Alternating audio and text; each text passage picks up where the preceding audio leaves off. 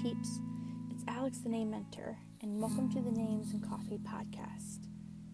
I've had something brewing inside of my heart for a very long time. I think close to 10 years now. I've been in the naming community for over 10 years. In April of 2021, I'll have been on Instagram for 8 years. That is a very long time.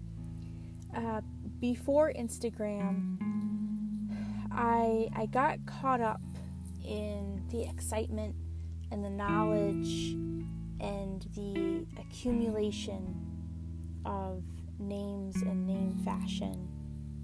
And when you get inside of something, when you get inside of a bubble, everybody starts getting excited and talking and sharing and being honest and having opinions, and then it becomes a clique. And then there are faux pas, and then like groupie things that you agree on, like, oh, that name's too popular, or that name is too made up, and etc. And it's fun to do that sometimes. But when I came over to Instagram, I began to realize through a slow fade that that's just like a bubble mentality, and that's not real life.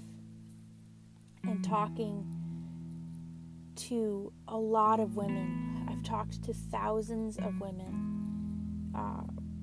trying to conceive, have already had a baby, looking to have a baby, or pregnant, people who just love names, or people who want to share with me they've had a baby in their name. And it's changed me, and I kind of would like to pop that bubble today.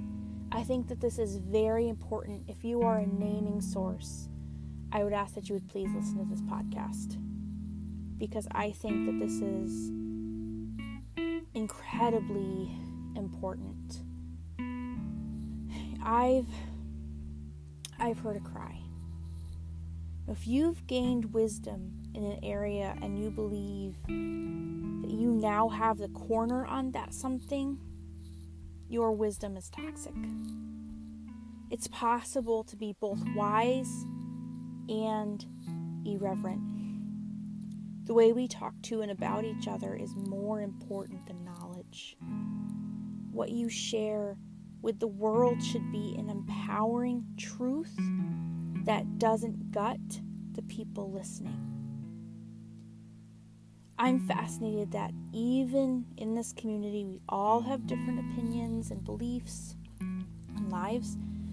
We come together and also are apart. We are humans, all endeavoring for a better world with different ways we think we should go about it.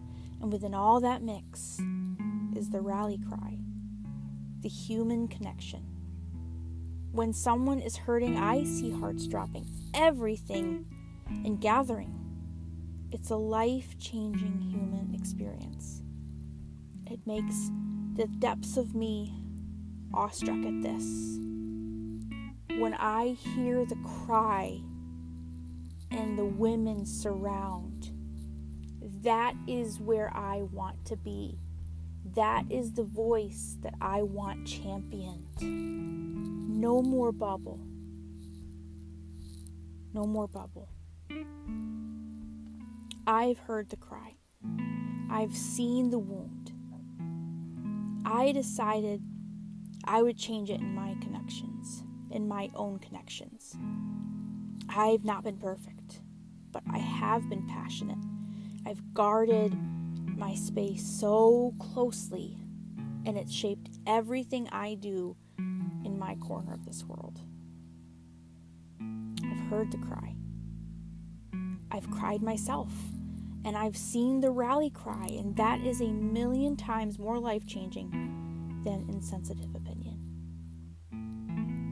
If you are a resource, you have the responsibility to care for those in your charge. If your table of resources dishes up things that leave a sour stomach, you're serving the wrong way. ringing your dinner bell to call out hate in the hopes it makes other people feel like they are obligated to follow your advice is not taking care of people. Are you listening? Are you adapting?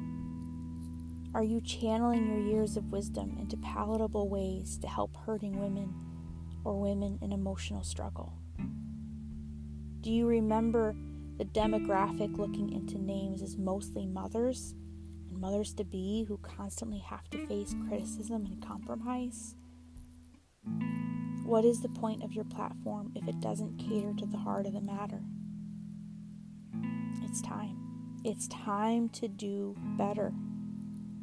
It's time to create content that heals and directs. It's time for wisdom to create proper framework and stop being toxic. Are you hearing the cry? Are you hearing the cry?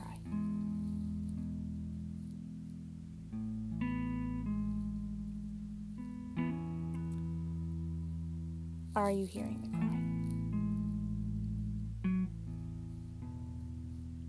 That's all for this week. That's all.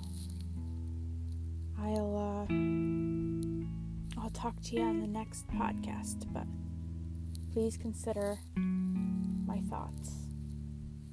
Have you heard the cry?